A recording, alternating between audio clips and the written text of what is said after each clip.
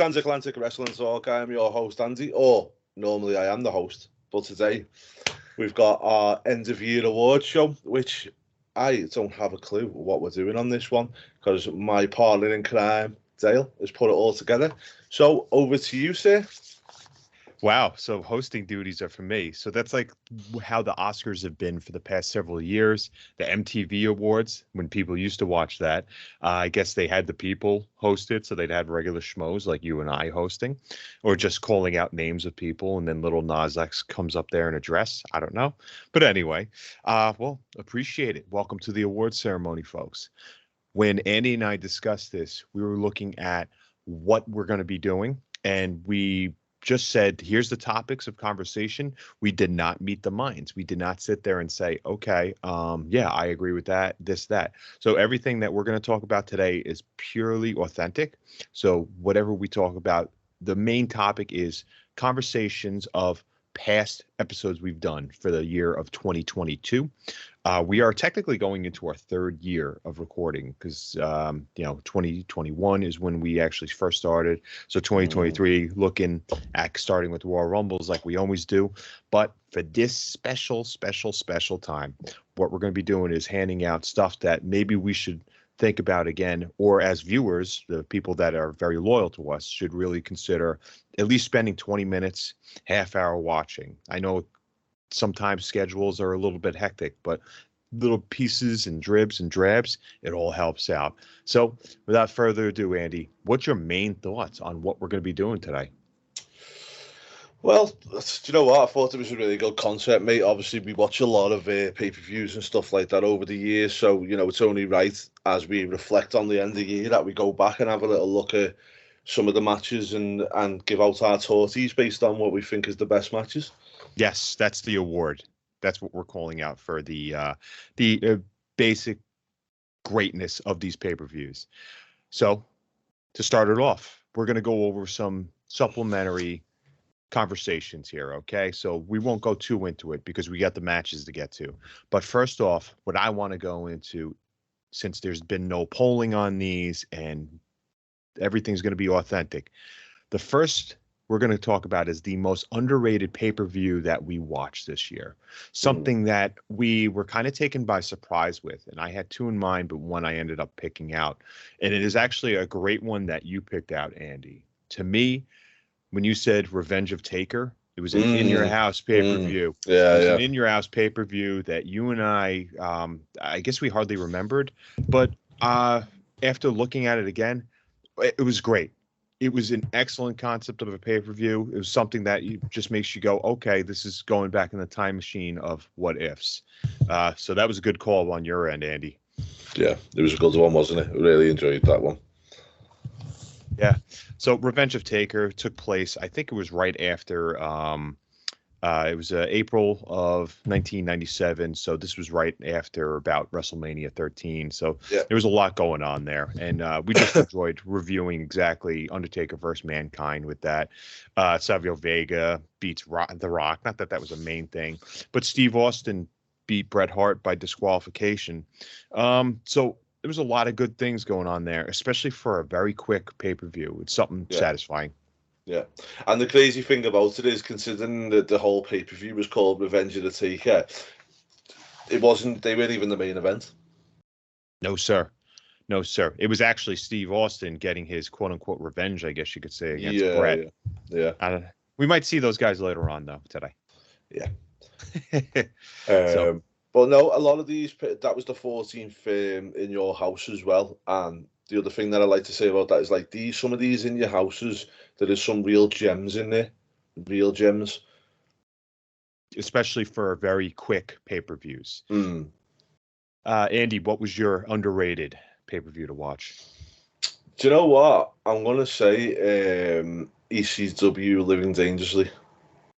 99?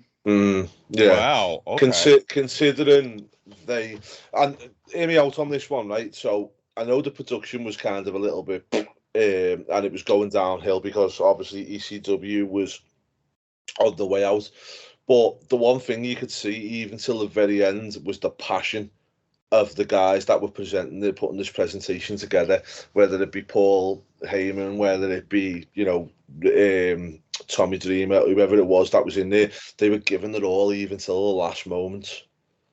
And for me, that what made it really enjoyable to me, because I was like, well, they're really, really giving it here.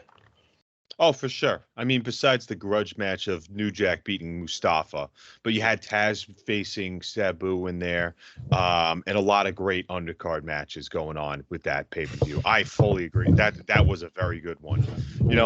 We always talk about how ECW will always have that type of crap where a makeshift match comes into play about a third of the way through the pay-per-view.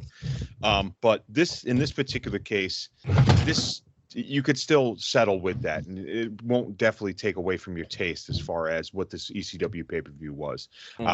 That's a great call, Andy, and that's definitely something that I think viewers or listeners should actually pay attention to. The next little piece of information that I got here, we call the best quick hitter pay-per-view. By quick hitter, I mean it's a 2-hour pay-per-view. Overall, it was the best pay-per-view. Okay, so for 2 hours or under 2 hour runtime, you're not going to be disappointed with this. And I apologize. Andy just wants to show off his Fury action figures, and it's quite a collection. Yeah, I do apologize. I'm just having a bit of an issue here with my system, so. That's okay. Man, look, you know me. This is why you got me on the show, so I could be a talker. So for me, the best quick hitter pay-per-view, and I think it's not even a surprise as far as how good this is. I think mainly when you think about it, it's Canadian Stampede. I don't think there's any question to Canadian Stampede on there being just something under 2 hours that you could enjoy fully. Yeah, and also one thing I do want to say about the Canadian Stampede as well is the fact of the matter is, if there's ever a pay-per-view to go back and watch, which shows how much crowd participation can mean something in a wrestling pay-per-view, and this is the one, because I was just absolutely blown away by how the crowd was involved, how pumped up they was, and I'll be honest, it got me pumped because of the way the crowd was. Yeah, and I think the fair point of this is that even for this pay-per-view, it's not like the end results meant anything either. No, they didn't need to. These were all a bunch of grudge matches. Most of them were grudge matches there. I mean, starting from Triple H and Mankind. I think there was 4 matches on the card, right, Andy? There was only 4, yeah. Okay. And just to run them through for you, maybe 1 second. I've actually got it here, just because I watch so much wrestling. Unless you discuss a certain match, I won't remember. So it was Triple H versus Mankind, really good match. The Kukaki versus Kanekamuku, or Takamishinoku. Undertaker versus Vader, and the Hart Foundation versus Ken Shamrock, Goldust, Legion of Doom, and Stone Cold Steve Austin.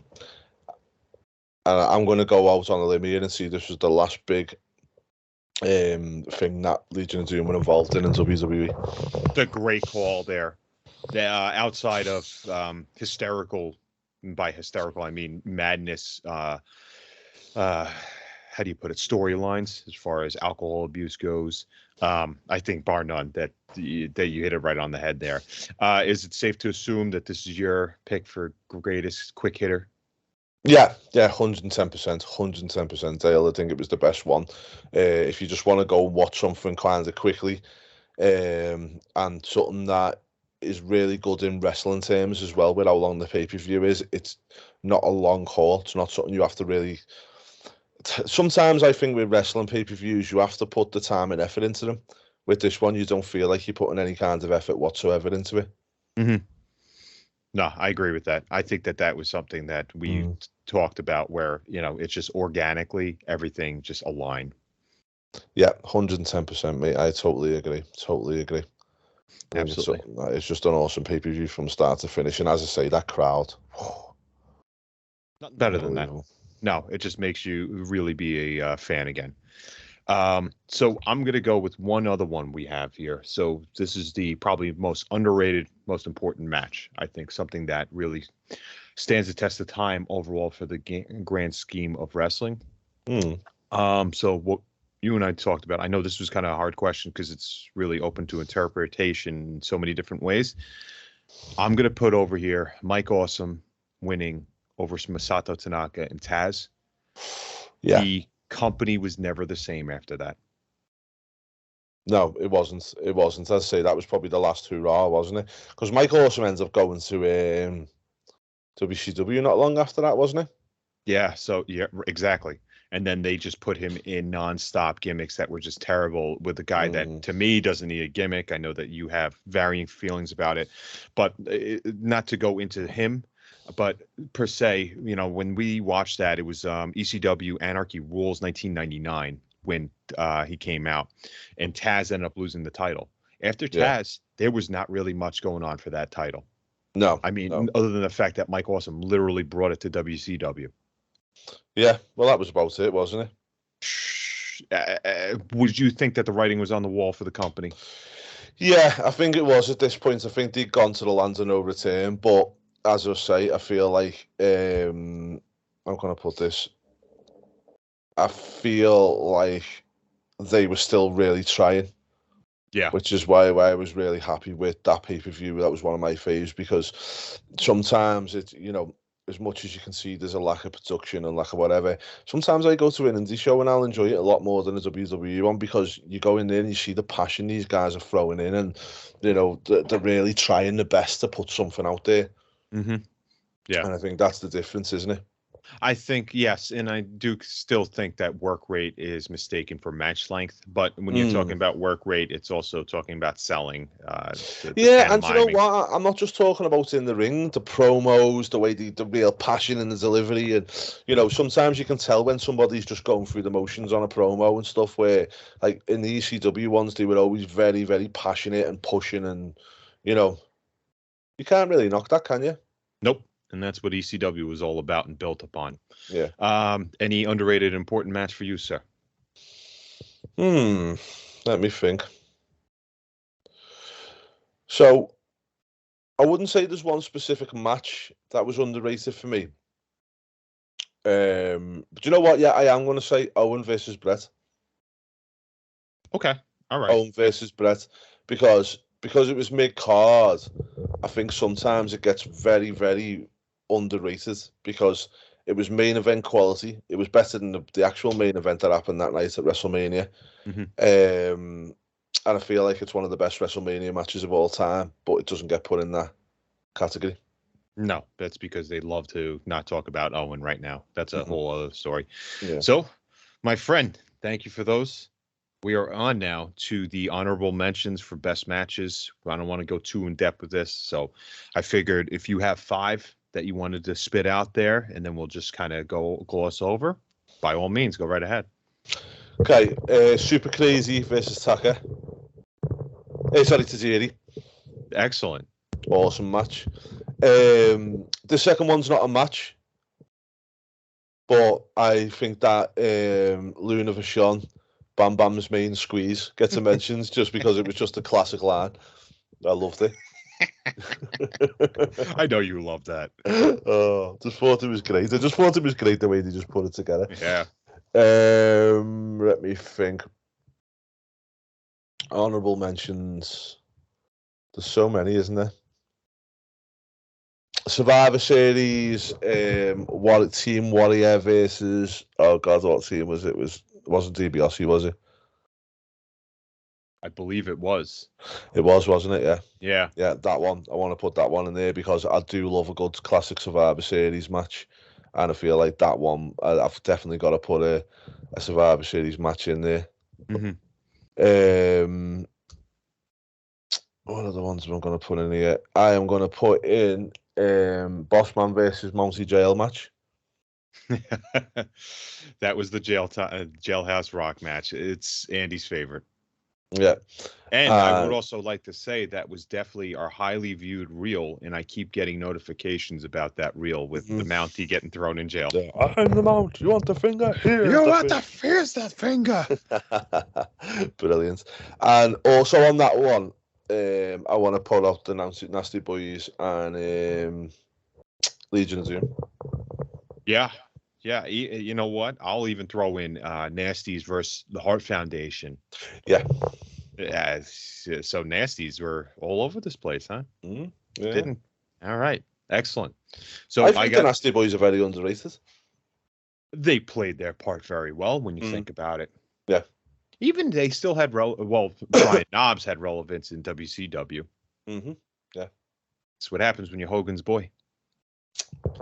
All right. Yeah. Maybe they'll get him on film with Bubba's wife. Anyway, so here's my honorable mentions here. I'll list them right now. Chris Jericho versus Chris Benoit, Royal Rumble 2001 ladder match.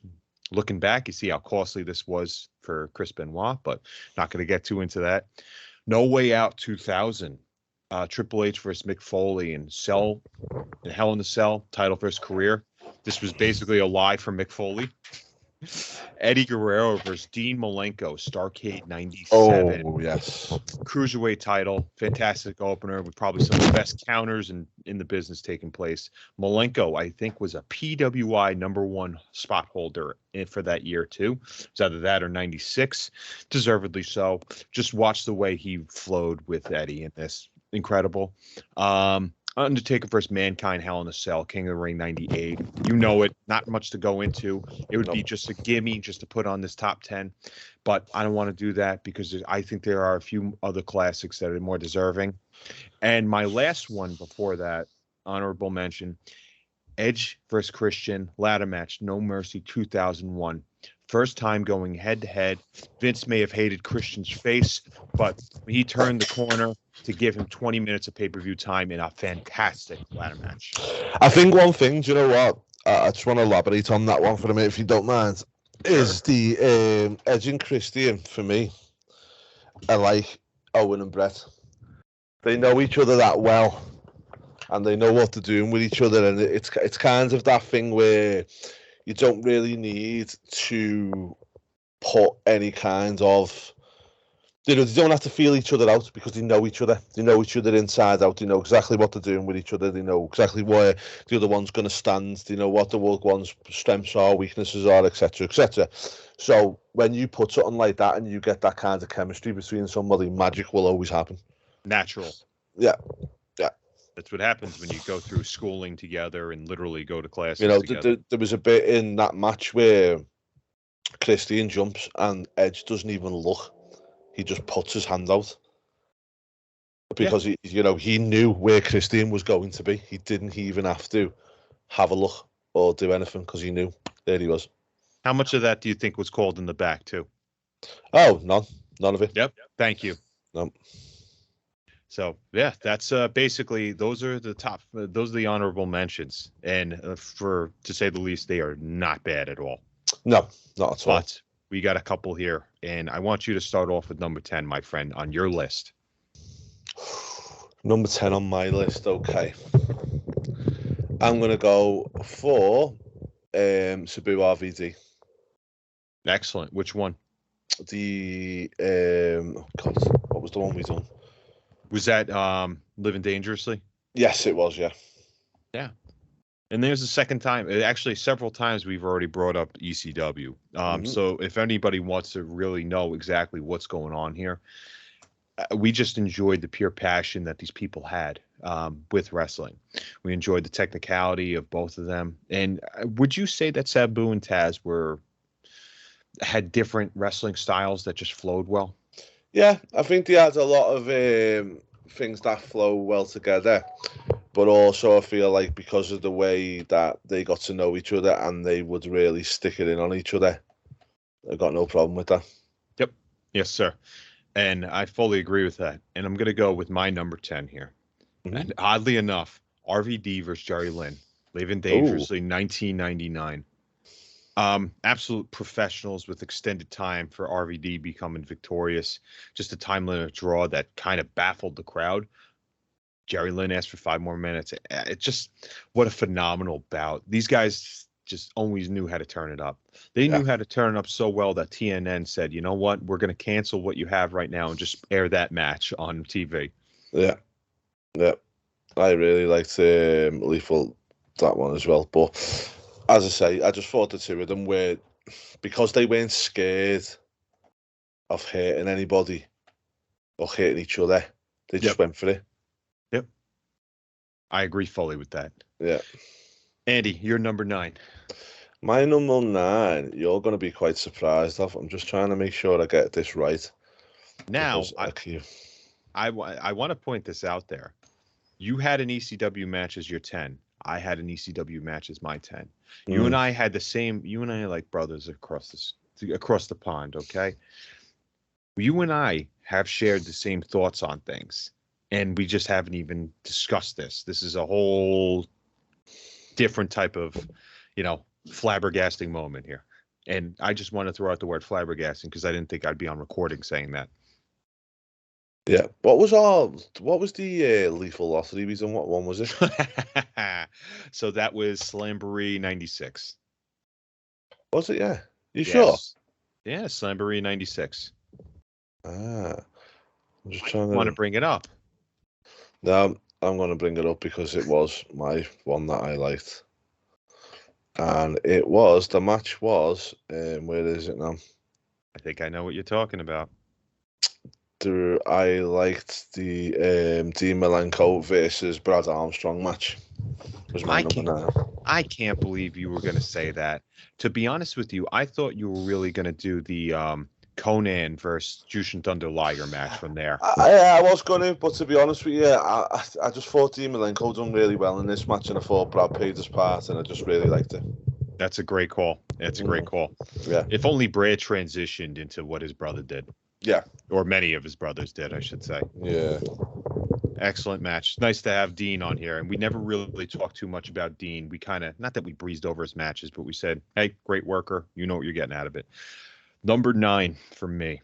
I'm going to go with, and this is a pay-per-view that you picked out, and I think you randomly picked it out, and we had no regrets watching. JBL versus Eddie Guerrero ending in a DQ at Judgment Day 2004. This was amazing heat and hate here, and you could tell these two knew that they had it. Oh, what a match. Between the blood, between the promos, Eddie's mom having a heart attack from JBL. I think they really wrote this to where Eddie hated JBL. Yeah, I like that one. I did like that one.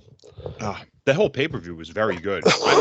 I would actually contest that with our underrated pay-per-views, but I went with Revenge of Taker, but Judgment Day 2004 was definitely a good pick on your end.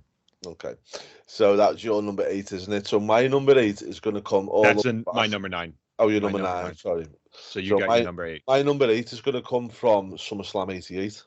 Okay. And it's going to be the Bulldogs versus the Fabulous Russos. 20-minute time limit draw. Don't really like time limit draws a lot, but I really did like this one. Excellent. Okay. Well, that's because there's just hate there, and there was just too much competition. Yeah.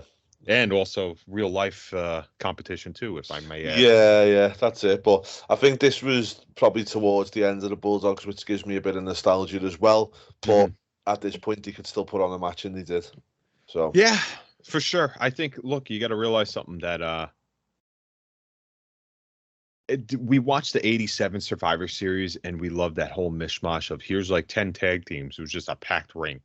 And I love the line you had about Dino Bravo and Greg Valentine with no charisma whatsoever outside there, because nothing held truer. But it was just good seeing Dynamite on there. I think that was our first time at that. Yeah, and I think that's what it is for me, mate. I think it was the fact of because of that. I think that's what really kind of made me feel a little bit more thingy, do you know what I mean? Yeah, of course. Especially Dynamite's in your heart. Dynamite's in your soul. Yeah, 100%. My number 8 here, from what we've reviewed, I'm going to go with Brock Lesnar over Kurt Angle, WrestleMania 19. This was extremely tough because Shawn and Chris Jericho had an amazing match. That was almost a half hour. Stone Cold Steve Austin and The Rock finale would just really tugged at the heartstrings there. This match classified as two similar styles outdoing one another. We hate Meltzer's rating system, but for argument's sake of this pay-per-view, Rock Austin got 4 stars. and the other two, Lesnar and Kurt and Shawn Michaels and Chris Jericho, 4.25 stars. Mm-hmm. You know, and I put Lesnar and Kurt up there because of just what it meant as far as Yeah. the title and the finale of WrestleMania 19. But I think we might see a couple of those guys later, right? Yeah, we will do. Okay, my next pick, Got number 7, right? number 7, is going to be Randy Savage, who defeated Diamond Dallas Page, Halloween Havoc in 1997. What a great call. Wow. Yeah. I really thought about this, and I know Wow. them two had a really good thing, but this was like watching the teacher and the master, and it was really, really fun. Yeah. We don't stop when it comes to talking about Savage or Page. No. I mean, obviously, look what I'm wearing right now. But, Yeah. you know, we talk about how much of a worker Page was and made people look good. Starcade, when that match against Mr. Perfect, I'm sorry, Kurt Hennig, he just he elevates everybody. Page always did. That's a great call, Andy. I forgot about that match. Yeah. Looking up and down the card. My number 7. HBK versus Jericho, Great American Bash. The total knockout. I remember when we were rating this, and I think you didn't realize how good this match was at the time. Or when we were doing this whole pay-per-view for Great American Bash 2008. I forgot even watching it live in person there. And when I rewatched it, I go, oh, man, I forgot how much Michaels was getting his ass kicked, and they actually stopped the match, which never happens. Yeah. No, it was a class match. Then two do you know what? That's what happens when you put two great minds together. Mm-hmm. Two great minds together, mate. Brilliant. Like us. Yeah. Really, really good. Obviously. Right, do you want my next pick? Please, absolutely. We're on a roll here. Okay, so I'm on 6, aren't I? Yeah. Yes, sir. Okay, Royal Rumble 1997 match. You're going to go with the match. The match itself, right? Now, hear me out. Okay. It was very, very significant in the fact of Austin was red hot. Everybody was vying for him to win that Rumble. Obviously, you had the McMahon finger coming there, and they had a target on his back. But this was really where the Stone Cold era began.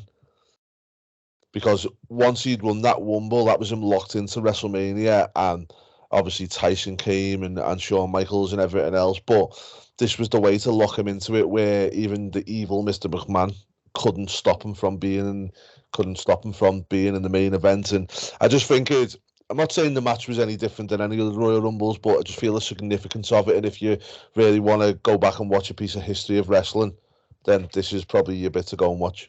It's a great call there. No, I agree with that. I think that's a very good call.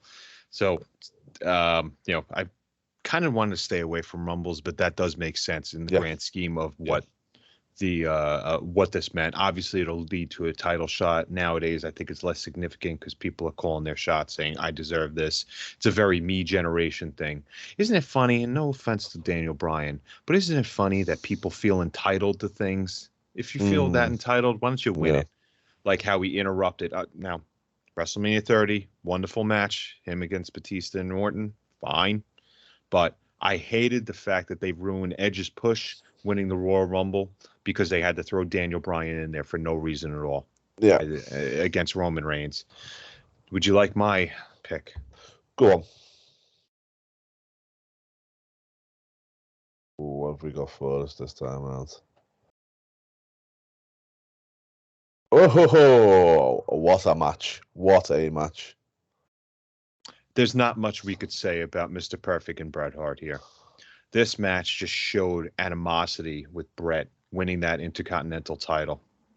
When you're watching this match, I think at that point you realize that it's just perfection. Yeah. Okay, and he is the excellence of execution. This picture says it all right here. I was looking for a few, and I found about 4 or 5, and I said, this is just it.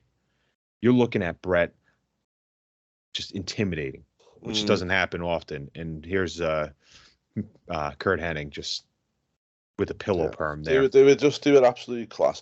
Do you know what I always say with that match for me? If somebody turns round and opens a wrestling school or anything, I feel like after you've taught them a bit of the fundamentals, the first thing you should do is make them go and watch that match and make them watch it again and then make them watch it again. Yeah. I mean, what is it, about 25 minutes, 28 minutes, something like Yeah. that, the match was. But Yeah. I don't think you and I didn't get bored watching it. No, I sat there and bear in mind, I've watched this match about, God, I don't know how many times now, but a lot. And I still didn't get bored. I was still sitting there smiling. Yep. No, it was fantastic. Okay. Andy, Right. your number 5. Do you know what? My number 5, I actually had to go back and watch this again. But I did go back and watch it again, and I agree with where I'm placing this. So, WrestleMania 13, Undertaker versus Psycho Sid. Wow. Really? And I think Psycho Sid's best ever match. It's a low-hanging fruit there. But that's amazing. Okay. All right. Now, why would you pick that? Because Sid's? I don't think it's a wrestling masterclass by any means, but the psychology, the way they do things in this match, they don't try and go too crazy or anything outside of what they can do. And they stuck within their limitations and made it work. And for me, that was if you're a big guy wanting to get into the wrestling industry, it's a good match for you to go back and watch of how to do a big game. Because how many big guys versus big guys do we see that go wrong? Mm. You know, bloody Strowman versus the other fella. Do you know what I mean? Yeah. It doesn't go well. But that one, and I think that's what probably got me to Milana 4, but that one for me was, yeah. Excellent. No, that's a good call there. I think that a lot of times, we think of big men, we think of just guys that are wide too. I mean, we're talking about Akeem, we're talking about giant haystacks, I guess you could say. But these two, it's tough. And Undertaker, we will admit this here. There was a period where you and I were watching Undertaker matches and we were just like, this one was not good. Heidenreich against him in a casket match, and we just said, when's the big guy going to turn up? And a couple months later, it happened. Great call, Andy. Great call, and we love our boy Sid. It looks like a bigger Will Ferrell. Yeah, softball Hall of Fame. That's the other thing. This year, Andy got taught what softball was, and he just can't wait to come to the States to play it. Oh, right. My number 5 here, folks.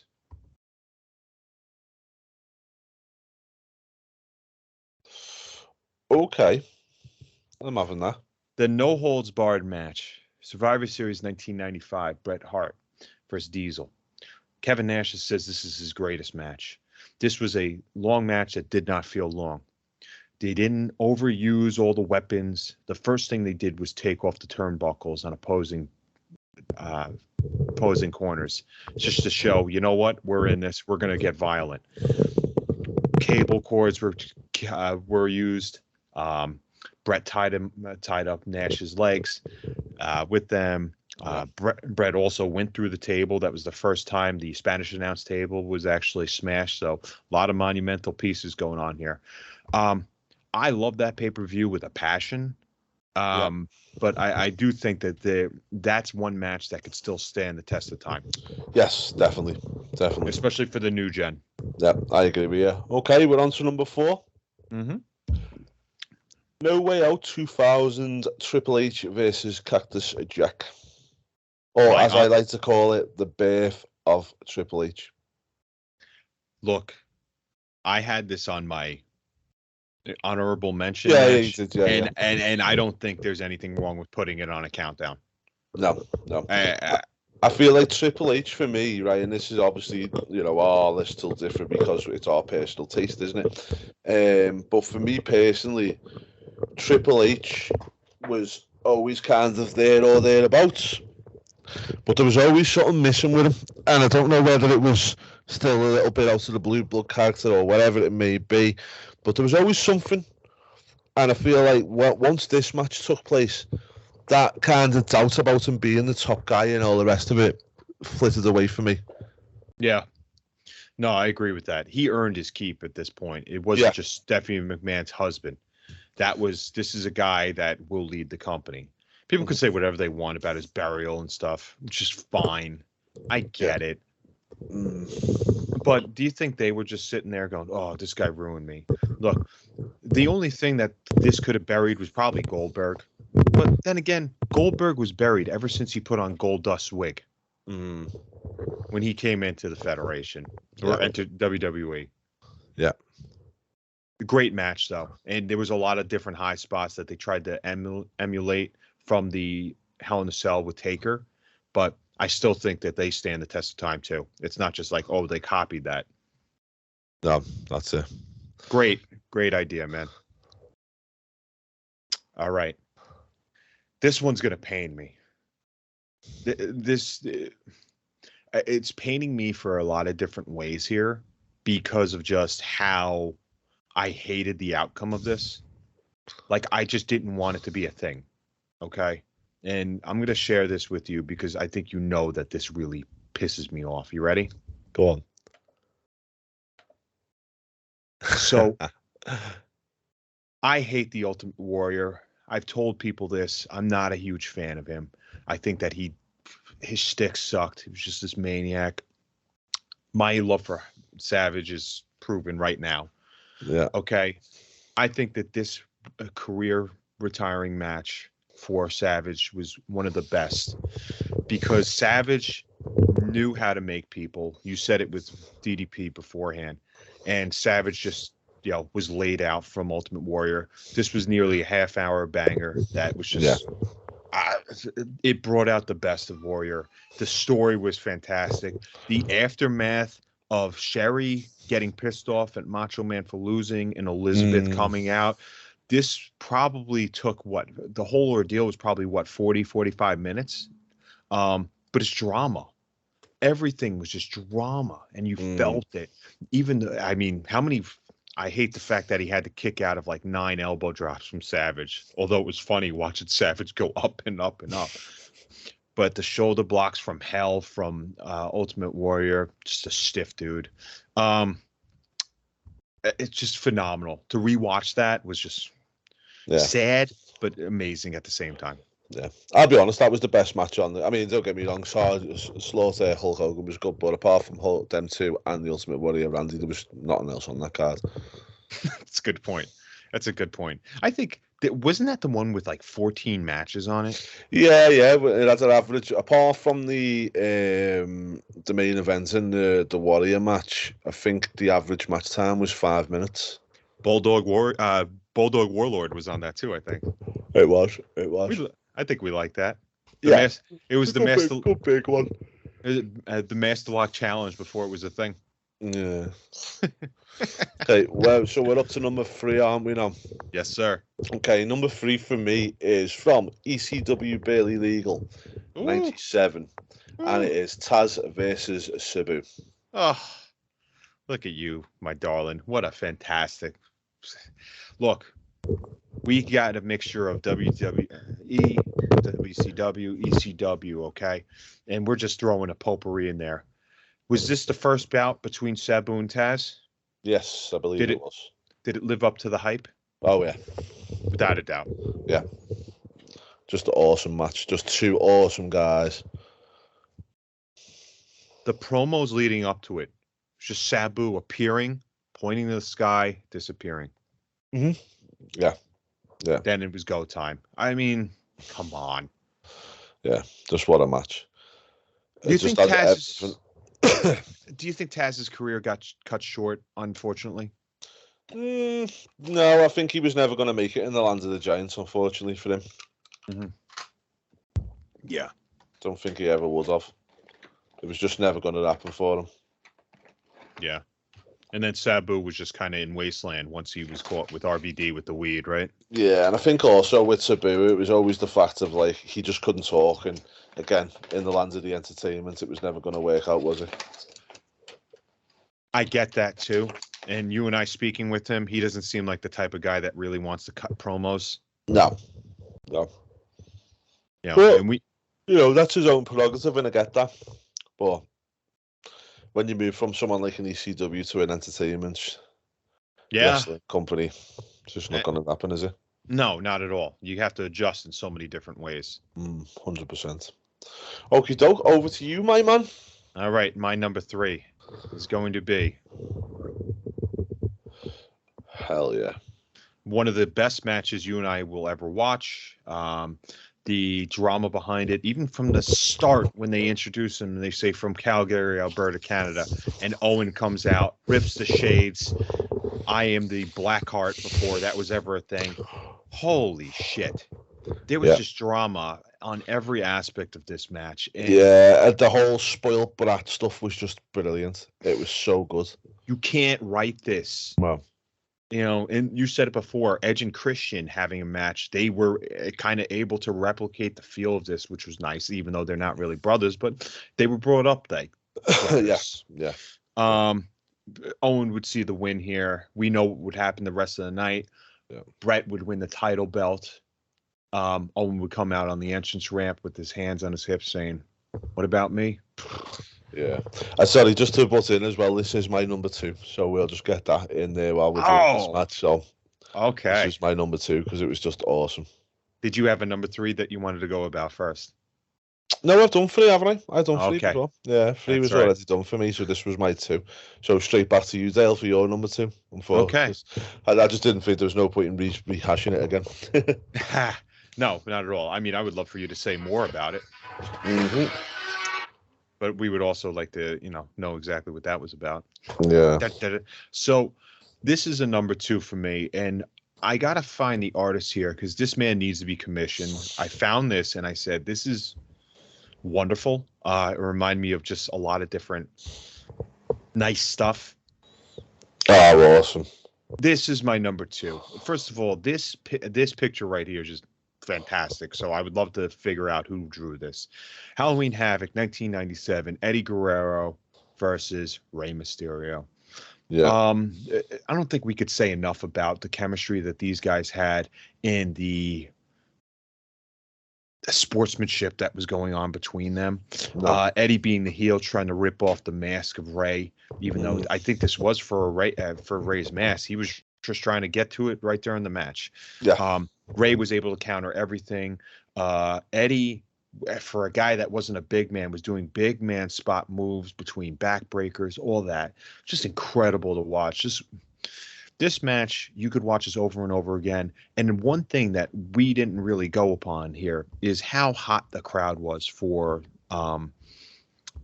just everything there. Going on there. Just one, since this was my number 2.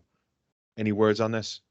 I just think it was an awesome match. I remember watching this and I was like, whoa, do you know what I mean? Like, why have I not seen this before? Because I hadn't seen that. I'll admit I hadn't seen it until we watched it, which was just brilliant. It was a really, really good watch. And I was like, I'm so lucky to get to do this and then watch these great matches that I haven't seen. Yeah, no, it's definitely a treat. I remember writing into K100 and they actually answered the question. I said, what was your thought when you first saw this match? Or like when you guys watch matches, do you realize what you're seeing at the time or do you have to watch it back? So Disco said, I don't remember. I was probably getting ready for my match because I recapped what they were doing. That same night, Disco was facing Jacqueline. And I said, Conan, you did a run-in for Kurt Hennig. So I said to both of them, I said, I asked the question. I said, do you realize what the type of match is when you're doing it? So Disco said, no, I don't remember. I was probably getting ready for my match. And Conan goes, I remember specifically watching this match and saying, this is the best fucking match I've ever seen. And I remember when they walked back there, I gave them both a hug. Yeah. And Disco actually said, oh, wow, really? He's like, I was probably getting ready for my match, so I'm not sure if I remember watching this live. And Conan's like, I remember it was fucking incredible. Yeah. Conan's just a respectful guy, though, isn't he? He's awesome. Smart. I love Disco, too, because he gets underneath people's skin. Oh, yeah. So it's good. Right, my number 1. Here we go. Bret Hart versus Stone Cold Steve Austin, WrestleMania 13. Just what a match from start to finish. Again, very iconic. So that's your number 1 as well, is it? That was my number 1. Oh, hey. Great minds, my friends, great minds. Yeah, well, I'm more or less focused on this guy with the mullet in the back and the hairstyles, and that guy with the red hair. This is the first time we've ever seen Shamrock actually participate in anything, I believe, for the WWE Insider Ring. Yeah. Look at those guns, Jesus Christ! You can see the veins having veins. But this was the double turn for the ages. This will never be replicated again, because I don't think at this point in time you will have superstars the length of these two. You had one that was actually becoming a heel, one that was turning into a not quite a baby face, but an anti-authority figure, which automatically becomes a baby face. When you're against the boss, you're automatically somebody that's you're compassionate with. Who doesn't want to hit their boss at some point, right? That's what they say. I mean, I don't want to hit my boss, but there's overall animosity there. I remember hearing JR go, Austin never gave up, Austin never quit. Yeah, and that was the key point here. That was Jim Ross. Jim Ross called a lot of the matches that we're talking about, and between Heenan and Monsoon too. Yeah. I think one thing from this match that people always know as well is you only have to see a picture of that match to know what it is, and for me, that's very iconic. It's a great point, Andy. That's a great point. You don't even have to see the match. You just see a couple of pictures and you straight away go, bang, that one. You know what it is. Yeah, exactly. And I think the key point here is just when we're doing these reviews, we're trying to enjoy what we enjoy. We're calling out the shit for the shit. We're not hating on the person unless, it's Andy talking about Lex Luger or it's me talking about the Ultimate Warrior. But overall, though, we joke around, and Andy and I have a lot of fun doing this for the viewers. The list that we just created, obviously, it's nothing official. We're not going to etch this in stone, but I think every single one of these matches should get a review. Yeah, 100%. And I think you should go back and watch them, guys, if you haven't already done so, because they just are awesome matches. And, I'm looking forward to what we're going to go into next year, because obviously we've still only scratched the surface. There's still so much more for us to go through and look through. And also just want to take the opportunity to say thank you to every single one of you that are watching. We are getting people watching all the way through, which is awesome. We appreciate every single one of you that watches, and we thank you so much for all your support. Absolutely, yeah. And 2022 was just special because we found a rhythm to actually do this. And I want to thank you, Andy, for this as well, because it's just been a really loads of fun for us to do. Same with you, mate. Same with you.